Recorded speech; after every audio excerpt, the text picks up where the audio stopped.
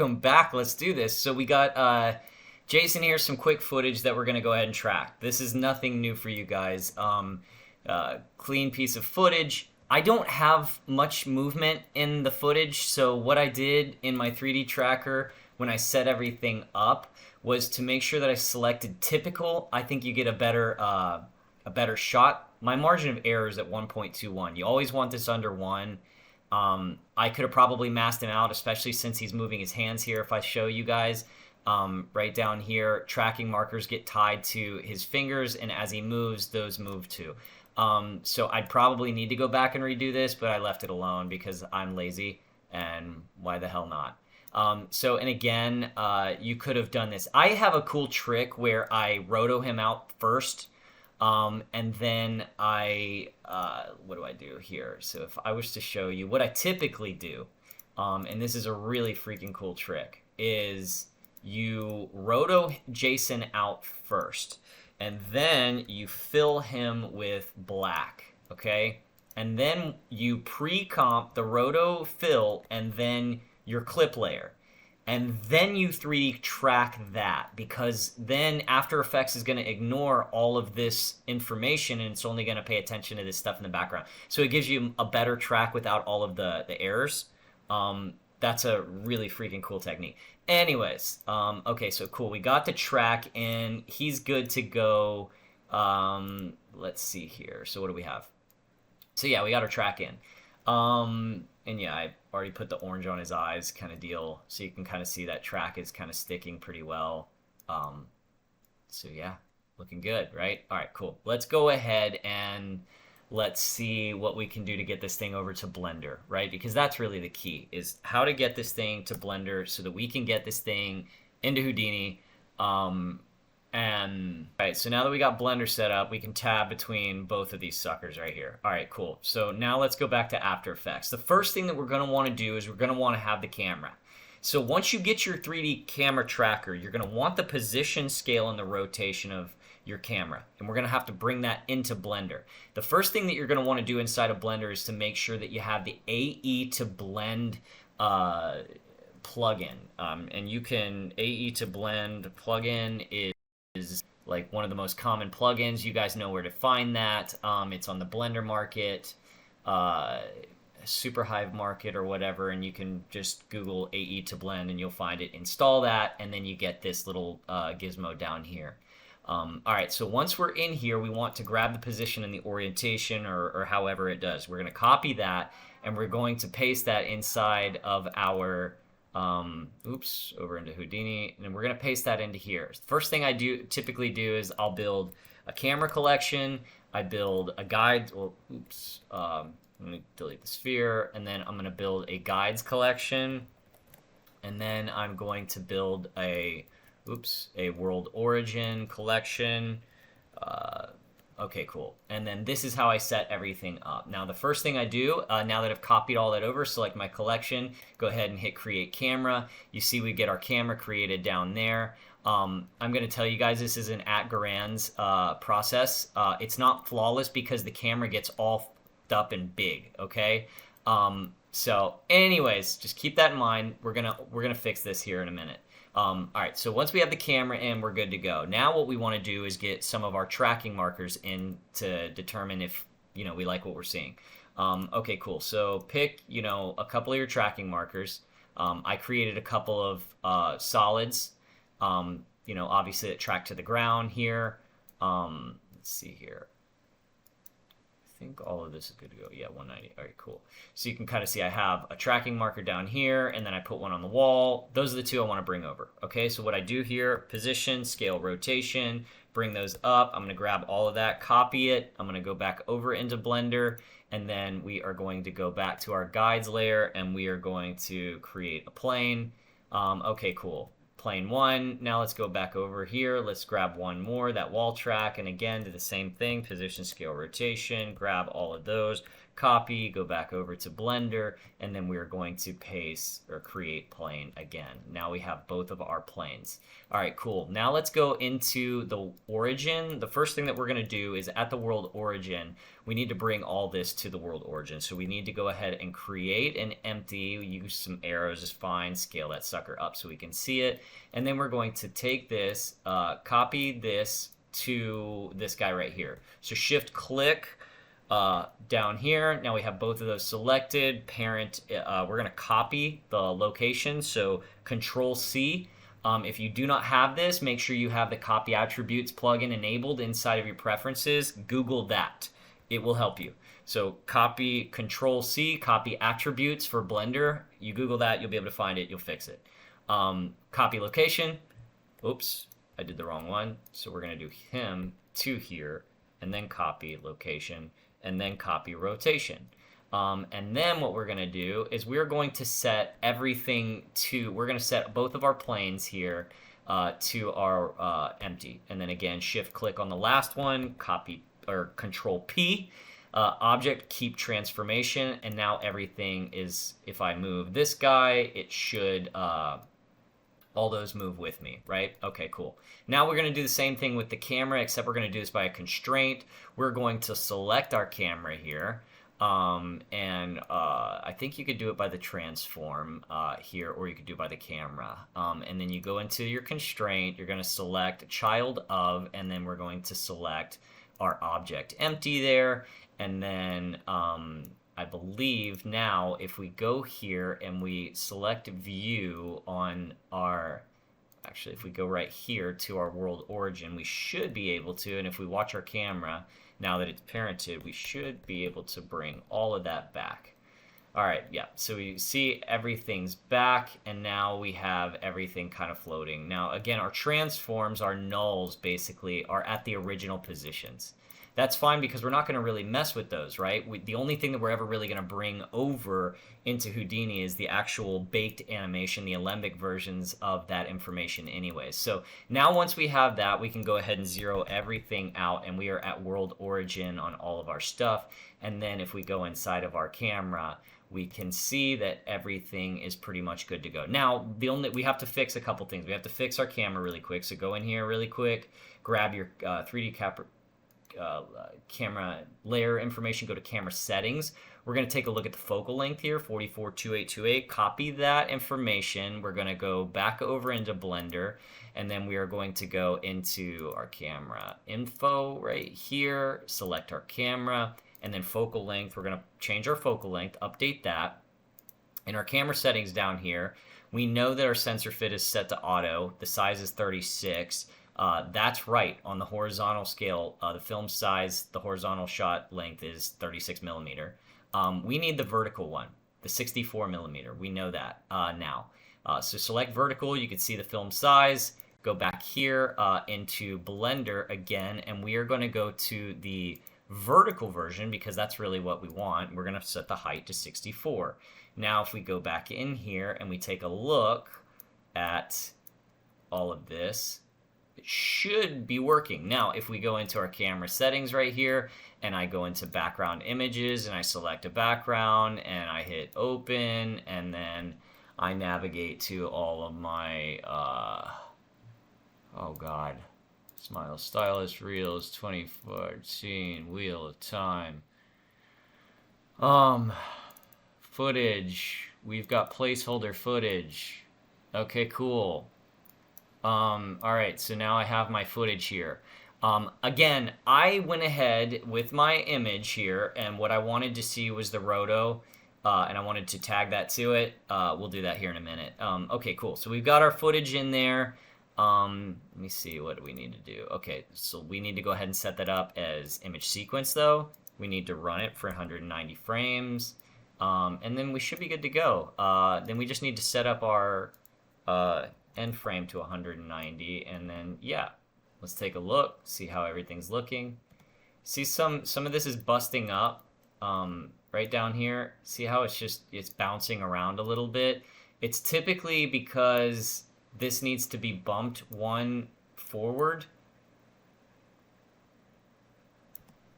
Yeah, see everything. So the After Effects' timeline starts at 0, Blender starts at 1. So sometimes that can be the miscue right here. So if all of these are back 1, you know, you're going to get all that shaking in the camera to all of your tracking points right there. But then if you push your timeline bump it 1 forward, everything should stick back to the original track that you had inside After Effects. Looks a lot better. Okay, cool. We're good. All right, now we just need to send our Roto guy in, and then set that up. Now, this is a little frustrating. This is the hard part, and then before we get it over into Houdini. Now, in theory, for most of this, if you lock your camera down, and you don't have your camera moving backwards, your actor can do whatever the hell he wants, and you can put him wherever in 3D space. But since I wanted all of the environment to remain the same and I just wanted my effects to spin around him, I needed to kind of get my Roto in somewhat of a similar area. Now, I'm sure in Nuke this is a lot easier. In my case, it's not, and I don't know Nuke that well enough, so I did it the Blender route. So you guys are going to get that route. Okay, cool. So with that said, what I did inside of After Effects is I created a Roto layer, okay? And this was my Roto. I rotoed him out. He looked somewhat good. It was kind of dirty. I didn't really give a shit because some of that shit's going to blend right back in because I'm using the same background here. In your case, just get a cleaner Roto, and then you should be good. All right, with all of that now, we bring our Roto back in. We're going to bring it in as an image to images planes. All right, so now what we're going to do is we're going to go into it. Now, I say this, the last thing that you're going to have to make sure that you do is size. Remember, always size and scale in from Blender to Houdini. So I think they say a box is kind of like, I think it was even Ian Hubert that said like a box is kind of like a human size. So if we look in right here and our box is down there, we already know our scale's fucked. So what we have to do is go into our world transform right here, and what I do is I just bring it down until the box is kind of to scale. So you can see 111. I think I did 0.3, 0.3. Ooh. Okay. Yeah, so 0.3. Oh. 3.3, 0.3. Okay, and if I bring the... Ooh.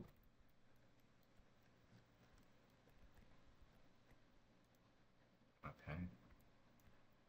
And then 0.3, sorry.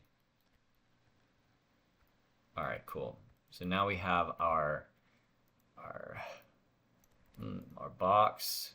Set it up. See if that looks about right to Jason. It's getting close. That's close enough. That'll work for me in terms of scale. I'm fine with that. And I can always adjust and fix some of that in, you know, Houdini, right?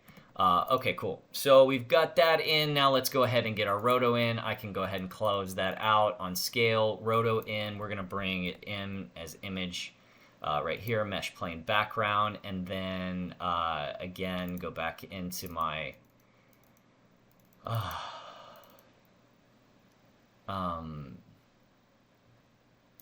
footage, Roto, boom, images planes, shading. Let's see what we got. We've got our guy in here. Okay, he looks awesome. Then we've got this. We just need to set this to an image sequence, and then again change our frames to the length so it runs. You can set it to cyclic if you want it to repeat and whatnot. Okay, cool. So now we got that in there. We can see our guy in here, but he's not aligned with the camera, and we can see he's down there, right? That's going to be problematic. So as we're scrubbing our footage, that doesn't really work, right? So if I close off our guides and I go ahead and I create a ground, let's go ahead and create a ground. This can kind of be the floor plane to determine where my Roto guy needs to sit, right? Okay, cool. We got our ground. All right, so last thing here is to go ahead and take this dude right now, and we are going to find our camera, right, which is right here, this really tiny little effed up scaled camera, which I probably should have fixed. Anyways, go in and we're going to shift click there. we're going to copy what again? Location, and then we're going to copy again the rotation. So now our dude sits right on the camera area, and we are good to go. Now we're going to go ahead and go into select this as a whole. We're going to go into edit mode, and then we are going to go ahead and select local here so we can move it back in relation to how we had him. And then I believe if you kind of place him back here and kind of see where he is, and then what we're scaling to the size and width of the camera right there. That looks pretty good. Select it all again, size up and down accordingly until you're satisfied. And then I believe you can come back out here right now. Now, here's the only problem. We're not even remotely close to the floor plane because of our scale. And that means we're going to have to slide this guy out. So you can kind of see he's not going to be touching the floor. So that's the problem. And we need to set our constraint up. So let's go back in here and I'll show you what I do. Is typically what I'll do is I will slide my dude. Let me go ahead right here. Where'd he go? Local. Why is it selecting the camera? Hold on. Okay, that's why. All right, we want him back at the space. Let's get him back to origin, and then we'll come back here, go to global, local, and then we can bring him down closer to the floor area, and then we'll take a look at what we got inside there. So, okay, cool. That looks fine. Now, if I go into edit mode, and then I go into my camera, and I start scaling him up, we should get a closer to the floor area, and then we're just going to have to play with where that sits in 3D space to the floor, right? So we can kind of see we're still not close. We need to push him back, and in doing so, that means we have to go back into edit mode, select everything, and then scale him back up again. And we keep playing with that until we kind of get it right. Once you do, you're pretty much good to go, and then you get him set on the floor plane. You can kind of see where we are. Now you can go ahead and turn your ground layer back on. And then what we got to do is we pretty much have to, let's scale him back up here, and then back here, select all, scale down, boom, boom, okay, we're getting close, boom, let's go right there is where his, so we need to go probably right about here, and then scale, whoop, scale up. All right, you can kind of see where we're getting with that. Okay, cool. So he's somewhat on there. That's fine. You guys can play with that more until you get it right. I'm going to switch over to the Blender one that I actually did and got it kind of right. So you can kind of see here what I have. So my guy's kind of floating on the floor. This is the only problem. Blender doesn't have anything to kind of give you the, the fix on what's going on right here. So anyways, I'm just using it as a holdout mat, and that's really all I'm doing. So you guys can play with this. If you're building a purely CG scene, you can fix that however you want to fix it. Me right now, I don't have that fucking knowledge. So what I did was I parented this little sphere to it.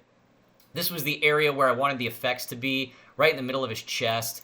And then, now here's the key, guys, to bringing everything over to Blender. What I typically do is I will duplicate, so copy, duplicate the collection, okay? So once you duplicate the collection, we're going to duplicate the camera. You get a camera that looks like this, right? Now what we want to do is take all of this information that's right here, okay? And we want to basically take that animation, go into object, animation, then you're going to bake the action, we're going to bake everything, all this junk right here. We're going to hit OK, and then you're going to bake it. Let me see, I'm going to go ahead and delete the hierarchy because I already did that right here, and I got this. Okay, so what I did then is I did File, Export, Alembic, and then what I did right there was I scaled it down to, I think it was 0.75 in my case because I had already scaled. In your case, if you do not scale the camera, you'll probably have to scale down to 0.01 in order to meet Blender to Houdini settings. In my case, I had already scaled, so I was somewhat close. And then selection only because we only want the camera out.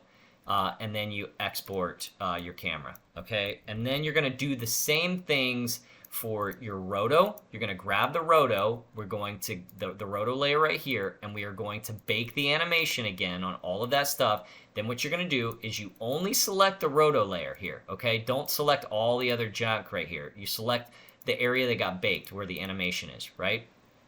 Then we're going to file, export, alembic again, call it roto, alembic. Same thing, selection only, size, scale, all your stuff, and then that's it. Then you're going to bring it into Houdini. Okay, inside of Houdini, you're going to go up here, file, import, and then you're going to import alembic scene, select your camera comes in, and it should look like this guy right here, and then it gets sublayered down here. Let me see if I can find it. There's the camera. There's your camera. You're good to go. When I select my camera, I should be able to, let me see here, let me hide all the effects I've got going on, and then let's go back here. Okay. Oh, Lord. Okay, cool. So we got our camera right there. We have it in. It's floating backwards. It's looking good. Then I brought in my roto. We can kind of see my roto's doing the same thing. It's doing everything that I've set it to kind of do and scale up in accordance to where the camera is. And then I brought in my sphere. Let me see if you can see this. I've got the effect running on it already. But if you look at this, you should see the sphere. Okay? And then we've got our sphere, our roto, all that stuff came in. And then if I was to create a ground plane, our ground plane should be fine at world origin, right? So cool. Same things. Now, Solaris. Then you do all your effects. You're like, dude, I just crushed this Houdini effect. It's so good. It looks so good. Now we need to set it up for Solaris so that it makes sense. You can actually see your road guy. Okay, cool. So let's go ahead and do that. In my case, I went ahead and scene imported my camera. Scene import, grab my camera, I'm good to go. Okay, cool. That's step one. Step two, I bring in my roto layer right here, SOP path. Okay. Then what I do is import path. I save it to the geo layer and then $OS because I just want to call it roto and I want it to reference that name. Then I create a material library. This is the kicker right here. So JSON roto, I'm going to bring in all the information right here from that file. So right here is where my roto PNG was. Okay. And that was, remember, that was the one that was the most important. That was the roto PNG. Okay. Then what I did is I brought the alpha PNG into here, right here. So if we look at this now, we've got, we should see JSON. Now again, the reason that we're seeing the light is because it will automatically add a default light in Solaris until you kill it. So basically what you could do is add a blank light and then run all that into there and then kill that, and then you would have 0 light, right? Or you could add a dome light and then that should help kill it too. All right, so we got this dome light. So I no longer have that light. Okay, cool. So anyways, all right, so we got our light. That looks good. Okay, so what I wanted to show you is inside the material. If I hide this, you can kind of see that our card still comes through unless we have that alpha matte layer. So I'm going to show you really quick. This is what my alpha base color. This is what my alpha matte looked like when it came out of AE, right? So what I did was, again, I just took my roto, set him there, and then I put a background, and then I just sent it off as a JPEG sequence or a PNG sequence, however you want to do it, just so I had an alpha map. Okay. Then what I did, throw him in here as the base color is the basic roto, and then my alpha matte right here, roto, goes straight into the geometry, opacity settings, and then boom, you've got a roto setup. And then if I look at the camera, and then hold on. If I set my karma settings, let me just do this really quick. I take my karma settings. Well, let's see. Let's select our camera here. Set it to 1080. And then we're going to set it to XPU at 64. And then kill the depth of field. I've got my dude. Okay, cool. So that's what I pretty much did to set up the Roto guy. So then when I brought in any effects that I had, and then added the sparks and added all the cool shit that I wanted to do, then you pretty much prune out what you do and do not want to see inside that particular area. And then what I did is I just use a render geometry settings right there to create the alpha matte. And you can kind of see how that's working on both of these layers, how it sits behind there now. So if I come back here, and you can kind of see Jason's being cut out right there, and in this effect, and that's pretty much it, guys. Everything else is lighting and, pure stylization. So that's on you, but that is basically the process of how I get a holdout matte from After Effects into Houdini that matches where my camera and my person is without adding too much of the weight. Now, granted, you can add some of the lights back into your guy, but you're just going to have to get strategic as to how you do that. So if I, again, go back into the prune settings right here, if I go right there, let's take a look at the dude only. So we prune out the sparks. Let's just say that we were going to leave let's prune out the sparks and leave the line. And then let's just render the geo settings just to the lines themselves. So you get, let me see if I can show you what I'm talking about really quick. So if you just throw the lines in there, and then the lines, we're going to treat them as a light, yes, and then we're going to set the render visibility on these guys to invisible phantom. So they're not showing up, but we have the light hitting Jason. Now the only other thing that we need to do with Jason is we need to prune away that the dome light, right? So in here where we have sparks and dome light, we need to go ahead and select both of those and put them in there. And then now the only thing that should pop up, oh, you know what? We do need a dummy light though on him. If we do take him out, we need to put a dummy light on Jason, just so that Houdini thinks that something is there. So we've got our fake light in there. So now if we go back in here, we can take a look at those the emitter area, and we can start really amping up how much it's lighting our subject, right? So now the particles, and now I can bring that back over into Nuke or into AE, and I can just have the light source kind of popping or whatever it is, and I can just control that GI or the glossy reflection of that inside of After Effects, and have more control over how that composites back on top of the guy. So hope that made sense. And yeah, here's to my first tutorial back in a while.